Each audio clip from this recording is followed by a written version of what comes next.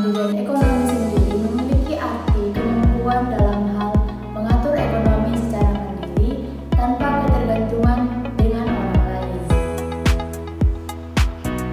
Tantangan ilmu ekonomi. Tentunya dalam proses pembangunan akan memiliki tantangan serta hambatan. Maka dari itu, ada beberapa hal yang menjadi tantangan dalam hal ilmu ekonomi. Antara lain, yang pertama, tantangan globalisasi. Tantangan globalisasi ialah suatu fenomena yang terus bergerak dalam masyarakat global. Globalisasi membawa tantangan dalam bentuk persaingan yang ketat. Namun, dalam menghadapi ini di Indonesia perlu fokus dalam peningkatan kualitas produk serta layanan yang dihasilkan. Yang kedua, inflasi.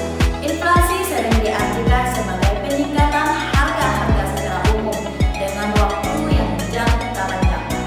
Inflasi ini dapat dalam bentuk kenaikan harga-harga dengan waktu yang tidak tetap yang disebabkan oleh turunnya nilai mata uang pada periode tertentu. Yang ketiga, pengangguran. Salah satu permasalahan dalam pengembangan ekonomi. Menurut Badan Pusat Statistik (BPS), dalam indikator ketenagakerjaan, pengangguran merupakan penduduk yang tidak bekerja tetapi sedang mencari pekerjaan, atau seseorang mempersiapkan suatu usaha baru, atau penduduk yang tidak mencari pekerjaan karena sudah diterima bekerja tetapi belum mulai bekerja. Di era digital saat ini, kita sangat terdapat banyak peluang bagi masyarakat untuk bisa mengembangkan perekonomian melalui inovasi dan teknologi. Teknologi dapat menjadi alat tujuan Pancasila dalam menciptakan kesejahteraan sosial. Pemanfaatan teknologi informasi dan komunikasi dalam sektor ekonomi dapat meningkatkan efisiensi dan aksesibilitas, terutama bagi masyarakat yang memikirkan. Inovasi dalam bidang teknologi pertanian misalnya dapat meningkatkan produktivitas dan juga keberlanjutan sektor pertanian.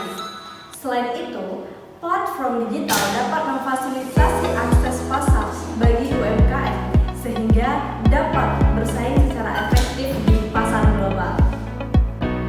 Nah, tadi sudah dijelaskan mengenai definisi ekonomi, hambatan, serta peluangnya apa saja. Nah, kali ini kesimpulannya dapat diberikan bahwa Pancasila sebagai dasar negara Indonesia berpotensi besar untuk menjadi landasan dalam pengembangan ilmu ekonomi yang berkelanjutan dan inklusif.